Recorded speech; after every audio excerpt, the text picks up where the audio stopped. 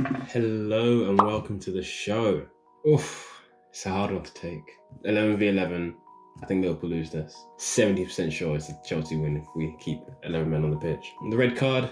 I thought it was harsh in real time. I thought it was more of a reflex movement of James's arm, which in the grand scheme of things doesn't matter. Obviously, that's me trying to sneakily include intention in there. Oh yeah, and not to be done. Yeah, obviously, the whole problem for James was really that it was him preventing a goal-scoring opportunity, which I did mention that the ball was going to go in if his arm didn't do what it obviously did.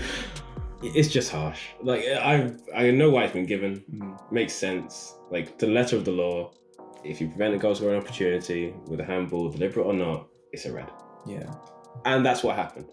It's just hard to take, is all. With that, what we're going to try and do this episode is a little bit different from what we normally do. We're going to try and keep the tactics up, so we're going to have more pictures and annotations instead. Please let us know in the comments down below whether you prefer this to the way that we were doing it before. So with that, let's get into the tactics. Okay, so the first way that Liverpool attacked, being the home team, was through these balls where they were constantly trying to get the ball over the top into the strikers running in behind. So we're thinking of from deep, whether it's from the centre backs or centre midfielders, they're trying to get it into the runners, or whether it's Firmino, Mane, and I believe Salah as well. They're just trying to get into the players that are high up the pitch, trying to break in behind Chelsea. Obviously, with that back five that Chelsea have, that's one of the key ways of getting in behind. Is just when Chelsea try and push higher up the pitch, you have to hit them where they can't defend as easily. You can't really be trying to work it out in the wide spaces. And so I guess if we want to talk about how Chelsea defended against those kind of long balls. Against long balls, it was just a case of good one-on-one defending, dropping off when you need to. Don't remember seeing too many times when the centre-backs were beaten by a ball like that. Of course, it did happen a couple of times. Yeah, I'd say for me, big shout out to Rudiger. Every single time Salah tried, to run in behind or to pull a bit deeper, obviously the wide centre-backs track them in as well. So you saw that even when Chelsea went down to 10 men, you still saw that with whether it was Thiago Silva or Rudiger, but especially Rudiger, really, really good one-on-one. So when Salah drops, when he goes in behind, Rudiger's there tracking him. It's so fast and it's such a troll. Yeah, it really gets under your skin. That's a shout out to the Euros. It doesn't matter how Liverpool try to do that ball. So here we have a ball, I believe it was from Robertson. He plays it over the top, trying to get Salah in behind. Again, trying to stretch and trying to take advantage of the high line of Chelsea.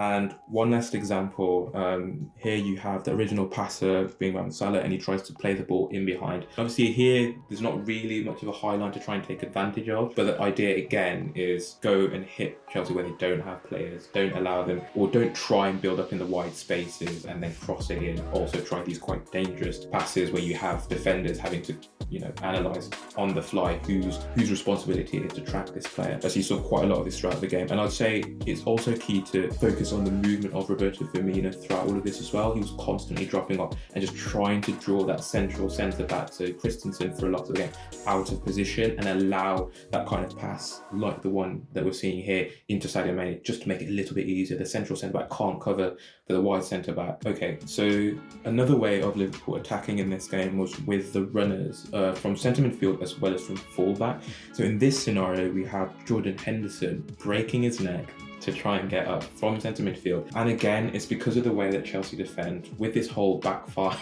issue, you need to be try and overload them and just try and take advantage of, again, when they try and track other forwards dropping. So in this case, we obviously got Sadio Mane pulling out wide to the left-hand side. Not really something that Mohamed Salah obviously wants to do on the opposite side. But then it means that because here you have Azpilicueta, the white centre-back, tracking him, as we just mentioned before, it now means you have this huge space. It's just massive space for Jordan Henderson to be able to run into here. More of a chasm, really. Yeah, more of a chasm. But this was just a pattern throughout the game. You also saw it with the really aggressive runs from, he's not a debutant, the Harvey Elliott kid as well. He was really good throughout this game, I thought too. So here you have, it was a long ball, but then it was kind of knocked back, and Salah was able to retain it, pass it back, and then you see here again Jordan Henderson joining. You've got Harvey Elliott, and look how deep Firmino is. Like I said before, he's dropping and trying to pull out the defence as well as the centre midfield of Chelsea. Just as Liverpool have their false nine, Chelsea, as you have you coined the term, in my opinion, false centre backs. False five. What's the false five? My bad. With the centre backs having the freedom to drop, as long as it's done with coordination, then the gaps aren't really there to be exploited. Of course, like if two Liverpool players are dropping off the line, you're not going to have two centre backs going. You only have one, so one goes, and then you just have to close up the wall. Yeah, close right. And then one last chance for Liverpool. Again here, just trying to demonstrate that the Liverpool centre midfielders as well as also fullbacks were getting up to try and support these attacks, especially when it came from a Chelsea attack breaking down and then that leaving space for Liverpool to attack into, just to take advantage of the momentum of, Chelsea being a little bit off balance positionally. So here we've got Robertson really high up the pitch. Sadio Mane has tried to get a cross in. He's driven from left, obviously, into the right-hand side space and been able to pull the ball back to one of the centre midfielders here, and Harvey Elliott, who unfortunately skies. It was actually a really good chance, I thought. So another means of Liverpool attacking was their pressing. Typically in a 4-3-3, but I'll call it a 4-1-2-3 here just because it gives you a better idea of the fact that Harvey Elliott and Jordan Henderson have pushed a little bit higher, and Fabinho is the one kind of trying to cover in case things break down. I would also point out to the fact that the fullbacks were really aggressive as well here. So you have Robertson, obviously really high up the pitch, ready to try and pounce on the wing back if Chelsea pass it out into the wing backs. And then you've got the centre forwards in Salah, Firmino and Mane trying to put pressure onto the centre backs of Chelsea. In those moments, Chelsea were actually kind of good at getting out of it. I feel like there were a couple times where Kante, I don't know, I'm coughing Kante, was caught in possession, but in general, able to get out. But the way that they would find most joy in terms of like solid ball progression that doesn't just come straight back at you was when they hit the balls into the channels. Because obviously when the fullbacks are coming up against the wing backs, then now there's space for the two wide forwards to try and get into those spaces behind the fullbacks and then just try and hit one of those long balls into those channels and then advance that way. Wait, so you thought that was a successful way of doing it? I thought they were able to get some joy from that, I think. Like Chelsea didn't have that much possession, really. Yeah. So the way that I thought of Chelsea typically doing well, obviously maybe it's coloured a little bit by a bit of recency bias, was more when instead of hitting Lukaku or hitting the channels, because Matip and Van Dijk were pretty good at being able to clean those up. Like they're not scared, like either when it comes to physically or in terms of like being beaten to the ball. Neither of those were really a problem for either of them. So instead, I actually thought it was better when they tried to drop it more into those wide spaces behind the fullback, like in those spaces where the fullbacks had vacated for Liverpool. So out wide and then high, so kind of towards the halfway line. And that way it made it a little bit more difficult for Liverpool to be able to stop it. And then they would try Chelsea to get their wing backs higher up the pitch and support Lukaku, etc. I feel like that was like the interplay was more effective in the second half, really. And in the first half, I felt like when they were, because like a number of times they were able to get forward and then wing free kicks, wing corners. Yeah. Like I remember the time when Mason Mount did that disgusting touch on Fabinho, on Matip. Of course, like, they would still pass through, and that was still relatively effective as long as they didn't ask Kante for too much. Because the number of times, I like him defensively, but if you could like move some of his defensive points onto his playmaking points, not too many, just a couple, I feel like he'd be absolutely insane. Because like the number of times when the person on the ball, either in a counter attack or on the ball in midfield, I feel like he wouldn't make the best pass when it came to going forward, and often could lose the ball by making a poor pass. Yeah, he's relatively limited in passing ability. Kovacic was really good, I thought, when he came on. Yeah, I gathered a lot. So of course it was just, in the second half they weren't going forward as much. But when Kovacic was on the ball, he was able to like do some pass and move, and then actually advance to release some pressure. Yeah, so I definitely think once they retained the possession, and like you said, he was able to just slalom through Liverpool's intense pressure, which is what they typically try to do whenever they lost the ball in the second half, but also in the first half, I thought too. I just didn't think of the long balls that you're mentioning into those wide space. I didn't think of them as that great opportunities, I guess. Maybe you are right. I was thinking more, for example, when the ball got out here to Alonso, and he was able to then work the space where Trent Arnold isn't. So then, obviously, Trent isn't that fast read, but there's no one there to cover. Your centre defensive midfielder, Liverpool, is miles away. The rest of your centre midfield, miles away. So that was the space where I thought Chelsea looked most dangerous. Again, this is when the game is stretched. Liverpool obviously pushing tons of people up. I mean, they're playing like a 2-2-6 or a 3-1-6. At times when Dyke was in the box. Yeah, exactly. So don't get me wrong, like part of this is obviously because of the system. Maybe you're talking more about when they were trying to progress it from the back to the front or whatever. In the first half, mainly. Yeah. Obviously, Liverpool also set up to kind of counter press as well. So when Liverpool were in possession, I thought Fabinho was kind of trying to trap Lukaku a little bit. Him, but then obviously in conjunction with his two centre-backs. So later in the game, obviously once Chelsea go to a lot more of a counter-attacking kind of style, then you have someone in front of him, but then also someone behind him. So if they try and play the ball on top of him so that he can maybe chest it down and then look for a little pass off to someone, or he's going to try and flick it onto someone, there's someone there ahead of him to try and stop any kind of easy link that way. But then also behind, if they want to see if Lukaku can try and run Van Dijk or run Matip, then those two are, one of those two is going to be close to him to be able to get to whichever ball they threw over the top. So that gives you an idea of the counter pressing. They're typically doing this kind of 2-4-1-3 shape. So you'd have one of the two wide centre midfielders, so Harvey Elliott in this situation, or Henderson, kind of partnering Fabinho to make, at this point it's earlier on in the game, so there's not really a need to go gung-ho. Okay, so building up from the goalkeeper, they typically set up in, I'd say, you'd either call it like a 3-2 or like a 2-4. You've got the two centre-backs stay deep, okay, so you've got Van Dijk and you've got Matip. And Trent stays deep too, but Robertson is not here on the left-hand side. He's not he's fully out of the He's up there with Mane. And then you'd have, on occasion, Jordan Henderson will drop. So in this scenario right now, Robertson will be a little bit deeper. Just because of the fact that Henderson is here centrally. But when Henderson comes more to that Liverpool's left-hand side, he's covering for the fact that Robertson isn't there. So sometimes it would look like more of a 3-2 where you have three defenders, Robertson's gone, and you've got Fabinho and Henderson. Or sometimes it look more like a 2-4-3 because you have both the fullbacks kind of in line with Fabinho and then one of Harvey Elliott or Jordan Henderson kind of dropping or pushing a little bit higher, just like trying to provide an option in case the ball does go to a fullback. And then also if it goes into Fabinho, then one of them can also make it a little bit more difficult to be able to press Fabinho. You saw, and you see kind of in this scenario as well, that Chelsea didn't want the ball to be able to go into Fabinho quite easily, so you see here with Lukaku was really close. You also saw sometimes Jorginho track in as well. So just generally, in the same way that Liverpool want to press Jorginho when Chelsea is building out from the goalkeeper, you're seeing the reverse here, where Liverpool trying to pass out from the goalkeeper, the centre defensive midfielder, the team that is considered press resistant is kind of just eliminated from the whole build-up by having someone really close to them. Okay, so after the red card, Liverpool moved to what I would class as a 3-1-6. The 6, I'd say, there was probably more structure to it than just a 6, but it was either 3-1-6 or a 2-2-6. So that 3-1, that 2-2 were made up of the two centre-backs and one of Jordan Henderson initially, but then obviously he was subbed off and Thiago filled in for him, and then obviously you got Fabinho as the CDM. So in the 3-1, Fabinho is that one. He's the CDM, he's screening. And the right sided centre-back in that 3 is going to be Jordan Henderson and then later Thiago. That player has a little bit of licence to move. So you'll see that move to sometimes a 2-2 where that centre-back will step into midfield and join Fabinho.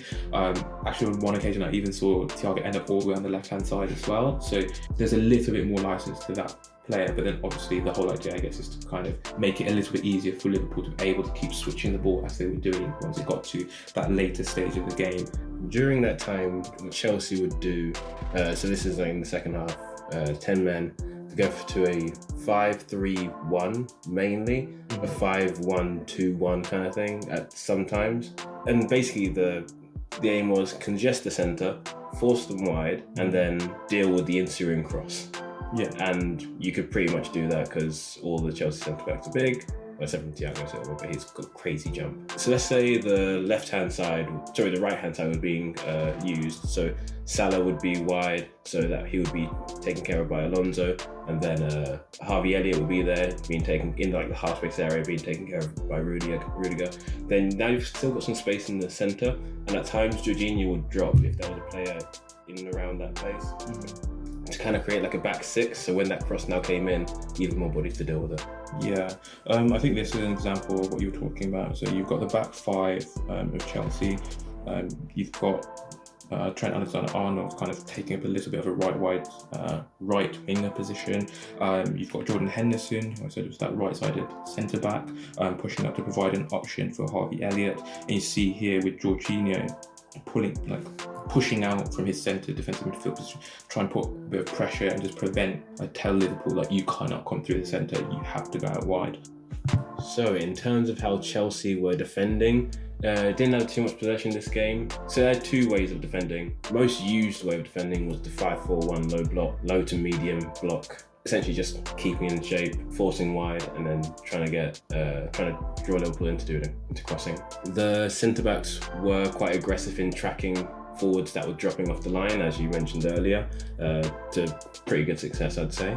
Pressing was the second mode of defending, and they'll press on back passes, especially on corners. They were really, really aggressive. So if the ball came back, so let's say the ball's gone into the box from a Liverpool corner, it's come out, and then they got to press hard, because you've only got like a few options going backwards. So if you can sprint and chase after them, go all the way back to the keeper, you can sometimes get some joy. If they lost the ball high, they'll press if they could, and they would pretty much be just the players that are around. So the closest person go to the ball carrier, then the other forwards and midfielders would pick up the nearby passes, and the wing backs as well would join in that press, and then also go from short goal kicks. Once Alisson has decided who to pass to, let's say it's passed to Van Dijk in this situation, then now you've got to have a forward run towards Van Dijk, and then you'd have the wide forward from the other side that they haven't passed to. They'll now go to set on Fabinho. So Lukaku's gone to the centre-back, Mount has come on to Fabinho, then Havertz has gone to go and press whoever else is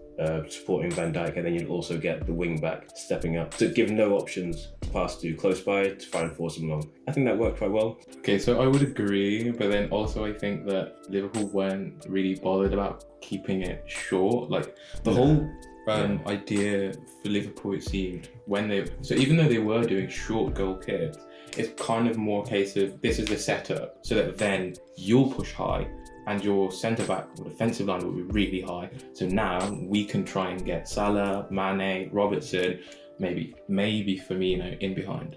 Yeah, that's fair. That's definitely fair.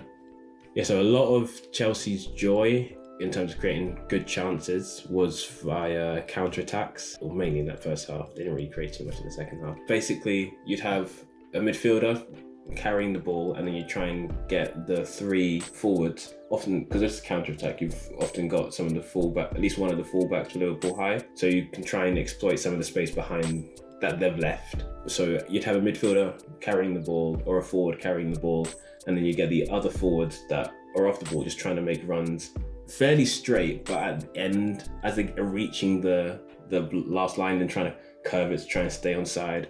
They got some joy in terms of they wanted to get part of the pitch, but there were so many errors in choosing the right pass for me, and choosing to shoot when they shouldn't, not playing fast enough. There was a chance where Kante had the ball, and Kante took a little bit too long to pass it to Havertz, and now Havertz, when he's received the ball, he's now made a mistake. He could have played Lukaku in the first time. That he would completely empty space. But Havertz decided to go for the shot. The shot didn't work out. Again, Mount on the other side, getting all the way forward, and then instead of passing to Havertz, who was free, goes for the shot and just goes wide. But if you make one of those count, then it's 2-0, and Liverpool got a mountain to climb. In that second half, the way that they were making chances, because the balls down the line to try and get someone in behind weren't working, of course, because you got the one less player. It's now just Lukaku up there with Matip and Van Dijk. He's got to have trouble getting in behind or receiving at all. The best chance say 2 chances came from interplay really. Kovacic being at the heart of things, passing and moving, and then trying to get Alonso in some space behind Alexander-Arnold. And then like there was this lovely one where he got some space, switched it out to Mount on the other side. Azpilicueta's now joining. Mount leaves it for Aspi. Aspi whips back over for Alonso, gets it back down to Lukaku, but the shot is blocked. That was kind of the only real good chance that they made in that second half. And yeah, it comes from the interplay. That kind of covers it for Chelsea. Okay, so normally we'd obviously analyse the goals, but it was a great header by Havertz, like I'll give him that. It was a bit fluky. Nah, I mean, Yeah. Yeah, that's how analysis. And then obviously the other one was the pen, and we really kind of talked a little bit about it was a pen. No. Okay, it was a pen. I'm just not happy. I'm So salty. it was a pen, so legitimately Still salty. So we tried something new this time. Please let us know in the comments down below what you thought of it. Please, good comments. With that, we out.